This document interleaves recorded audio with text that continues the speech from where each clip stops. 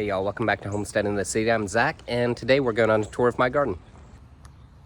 So I'll start off where I had my morning coffee, and that was on the sectional on our patio. This has become one of my favorite places to sit because I've got a great view of the gardens and the sunrise and everything. So as long as it hasn't been rainy and the cushions aren't all soggy, it's a great place to enjoy my morning coffee and just observe the garden.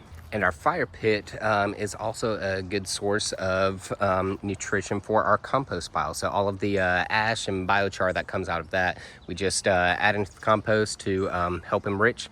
That eventually goes into the gardens. And then beside the fire pit on the edge, we do have, in addition to this kale in a grow bag, my 4 pineapples, which if you didn't know that you can grow pineapple in South Carolina, surprise, you can. We actually have a whole video about it. And as I am recording this, April and I are getting ready to go back there and film a follow-up, so stay tuned for that. I'll go kind of quickly through these next few. There hasn't really been an update since the last video, but this is of course the old brick raised bed by the patio that we are transforming into a pond. That's just going to take some time. Then coming back here into our compost area, still working on get that kind of filled up more. We're really gonna kind of move things around here, so I'm not working too hard on this right now. And then this is where our chicken coop is, and once again we still don't have chickens yet, so leading into the chicken run, also not too many changes in here. It's filling in a little bit more, so we'll just keep pinching on branches like that, tuck them back like that, and hope it fills in. So the strategy with the food forest has really been just to add a ton of stuff and see what grows well. We're doing mostly natives and mostly edibles, but we want to make sure not only that we have stuff to eat, but that local wildlife, birds, bees, butterflies, that they all have something to eat, and that those insects have a place to lay their eggs. So certain butterflies will only lay their eggs and hatch their larvae in certain flowers so that the larvae can feed on the leaves of those plants before they metamorphosize into butterflies. Anyways, I'll just do kind of a walkthrough and see what we got growing on around here. Right here, first thing I noticed, we've got our sweet potato vine. I've got some strawberry in here. It looks like we might have a few flowers. I don't know if we'll get some fall berries. This is some turmeric from our friends Jason and Greg at our local CSA. What else do we have? Oh, this is my plum tree that is growing from this stick that I got from our friend Amanda at Doco Farms. We're actually about to go see them in a couple weeks to pick up our Thanksgiving turkey. This is my loquat tree that's doing the best. This is one of those non-natives, but I still really like them, so I'm gonna have it in here. We've got our bronze fennel. This is going on its 2nd year, I believe, so it's holding on strong. We've got more strawberry in here. This is some ginger. I believe this is just from the grocery store. We broke it up, put it in the ground, and it grew pretty well. I've got a persimmon tree back here that I got at the South Carolina Native Plant Society sale. I think that was about 18 months ago, so it's taking some while, but it's catching on. And then this is my red mulberry that was growing way back in the shade, and we moved it over here last winter, and it seems like it's done a decent job this year. So hopefully in another year or two we'll get some fruit off of that. And then finally, kind of at the top, framing the path here back to the fountain, I've got a banana tree. Of course, that's not native, but that is more aesthetic in what I'm doing elsewhere in the garden. All right, and then up around Percy's Pond in the food forest, we have all these logs, which if you've been with us for a good while, you know that I inoculated some of them last summer with mushroom spawn, and they have finally started to sprout some mushrooms. These are actually the worst looking ones. I have already gone through and harvested most of them. Oh, this one fell off. but these are the shiitake logs, and so they started fruiting a couple weeks ago, and then we got to harvest them and dried them out. I've only eaten one so far, but it was delicious. So we got the plug spawn from Field and Forest. I would definitely recommend it. We expect these to come back for several years now, and it's pretty cool to just go grab a mushroom from your backyard, dry it out, and then use it in a recipe. And then moving on from our food forest, we have our 7-row fruit orchard, which right now it's not looking like too much because we are still working on establishing it. But this winter we have a lot more fruit trees coming in that we're going to put in. We have, I think, some pear, peach, apple, cherry, plum, and lots of blueberry bushes actually too that we're going to be adding in. So I'll kind of go quickly through these rows, but we do have them numbered now, kind of. We have the 4 that are close to the house. Start with rows 1 through 4, and then rows 5 through 7 right here next to the greenhouse. And the biggest thing going on in row 1 right now is this blueberry bush. Got it from grocery store, I think. Put it in the ground, it died all the way back, but it managed to hang on and bounce back, so we're looking forward to getting some stuff off of that. Row 2, I do have some avocados. I don't know if these will last, but this fig tree probably will. And you can see this is pretty small. All I did was probably take a stick about that big last winter and just shove it in the ground like that. After several months, it got some roots and put off some leaves, so we'll see if that grows into a full-blown tree. But nothing else going on in row 2 right now. Row 3, also not too much going on right now. This will probably be where we add some more peaches to complement the one that is in row 7 right here. That is the first fruit tree that we put in the orchard. It's the one that's doing the best right now, and in addition to peach, we have several avocados in this bed. I think this is going to be the bed where I do try to overwinter some with a pickle barrel, and this is also where we have one of our several pawpaw trees that I'm going to try to get to grow up, and some mushrooms. And in row 5, right now, the biggest thing is our bananas, which I'm growing these as much for kind of ornamental and biomass as I am for trying to get bananas. I don't know if we'll be able to produce them, but we'll see. Row 6 is where we're really starting to see some of the biodiversity. I've got Swiss chard in here that's gonna last, hopefully. Another one of my pawpaws. I've got ginger, marigold. This is, oh, that's a carrot, I think. We've got some more turmeric over there and over here. I've got some of my winter cover crop mix that's growing up in here. Got a tomato that's holding on from the summer. And over here, I've got my grapevine that eventually will be maybe trellised up this mulberry tree here. Then the final row in the orchard is definitely where we have the most biodiversity. I've got some basil that is kind of hanging on to the end of its life. Over here, I've got my apple tree where I've got some sweet potato vine wrapping up around that beside my elderberry. We've got a papaya that has popped up here. This big old basil that started as a little plug on my boss's desk. It was almost dead. I brought it home, put it in the gutter over by one of our ponds that has some water, pond water circulating through it, kind of aquaponics system. And it grew up. I put it in the ground, and it has loved life. I've also got lots of strawberry and mint growing in here, more elderberry. I've also got a pear tree here that I'm hoping will put off some better growth next year. Another tomato, probably gonna try to grab some seeds from this one.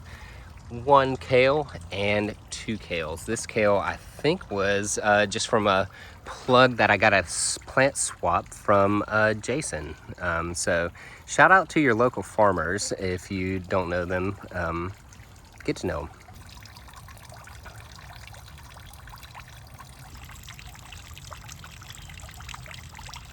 Now Now we've got our fountain pond. Of course, y'all know this is one of my favorite places in the garden, especially since we've added our greenhouse right beside it. And I guess I'll go into first some of the reasons why we put the greenhouse right here.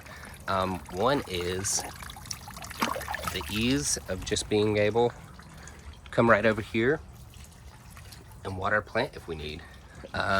Also, I can bring plants from in the greenhouse and set them on the edge right here, and they'll get this splatter from the fountain and just get kind of a nice misty watering.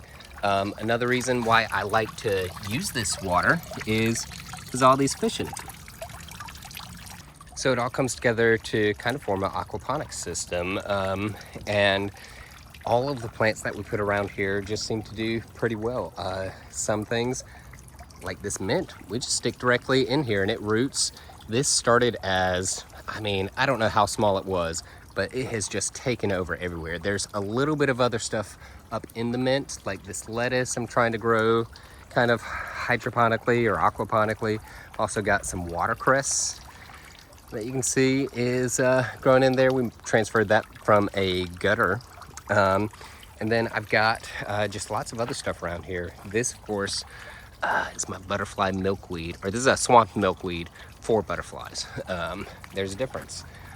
I've got, here's one of my blueberries that we got at April's grandparents' house. It looks to be hanging on, and so hopefully we can put that in the ground next October. Now we also just had a big mushroom harvest around here. Now these ones are the wine cap mushrooms. We inoculated the wood chips in our front yard just over a year ago, and then we ended up, after those fruited, we used that spent wood chips and brought back here and put in a lot of the beds around here, covered those with fresh wood chips, and now they have been fruiting here. Oh, this one's coming in, really weird. Look at that one. And then moving downhill from the pond and greenhouse, we have Percy's first pond. That is the one, it's the deepest, best established. We've got fish in here, of course, and that's the one where right now we have the pump that runs up to this gutter, forming a different type of aquaponic system. And that just kind of runs through this gutter into this bucket, and then that goes back down, back into the pond. And so that is getting that fishy pond water, and that fishy pond water has been leading to some pretty good plant growth in here. We had a ton of mint in here that had to take out and move other places, and this watercress is really starting to love life. And also beside the bottom pond, we've got some more of our pawpaws and another one of my bananas.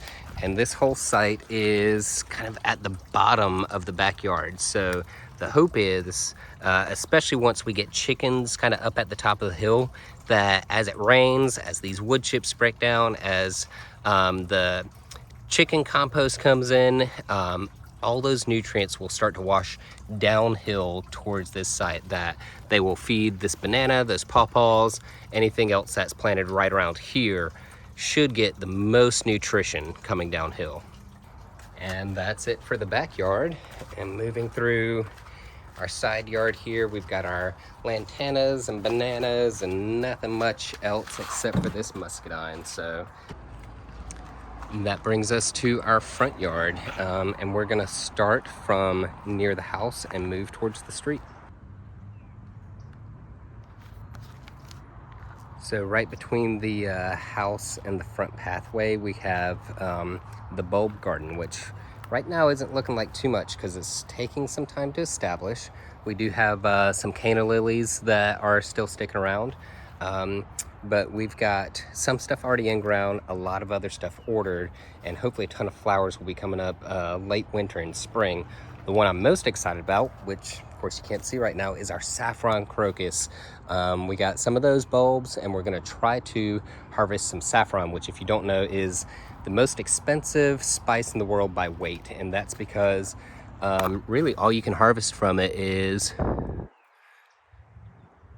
basically that much. This isn't This isn't saffron, but you get the picture. And kind of in the center of the yard, we've got our raised garden beds. These are the ones that I just made from pallets that I got down the street, cut them in half with a Sawzall and screwed them together. This guy has a ton of sunflower seeds. This is the one that did have peas like the others, but I ripped them out because it also had a log down in there that I wanted to get out. Wasn't working well. So the sunflowers really are just for sending in some biomass, getting some roots in there, and then we'll chop and drop those and plant something else in it in the spring. Pretty much the same with these peas. I planted them from some grocery store Sea Island red peas. I have found it interesting. They seem to be actually growing in, let's see, a little bit different than the ones that I planted. So I'm wondering if the peas from the store were grown in a field where they got cross-pollinated by something else, because they were not being grown for seed production where you would want to control for that. That's my theory, but I don't know. If you're at Marsh Hen Mill and know the answer to that, let me know. Another pond, the only one without fish in the center of the yard. We do have a lot of frogs and reptiles that come around here. So I'm standing on top of like 10 yards of mulch, and that is something that we can get delivered in this purpose-built mulch delivery driveway area. It's separate from our regular driveway so that our vehicles don't get blocked by getting a huge pile of mulch like happened at our old house. This location is also convenient because I've got a path that goes right to the backyard. I can bring my wagon, take piles back there, and then I can also easily transfer to the other areas of the front yard where I use the wood chips. So, and then this right here is behind a big retaining wall that I essentially built with some of the other logs that were dumped. And this water main down here is where the original level of the yard was. So with these logs and wood chips, we've built up about 3 or 4 feet of organic matter. That is gonna be breaking down with the help of mushrooms like this, and be turning into some really amazing soil. Some of it I may truck back to other areas of the garden. Others we'll kind of leave in place and start planting more things in this area. But part of the reason that we kind of built it up this way and where it is topographically is for rainwater capture, which will go right to the driveway to see that. So right beside our driveway, we have our floodwater management beds. These were intentionally dug down from the level of the driveway so that when it rains, all that rainwater that's coming off the house and down the driveway can go into these beds first instead of going onto the street.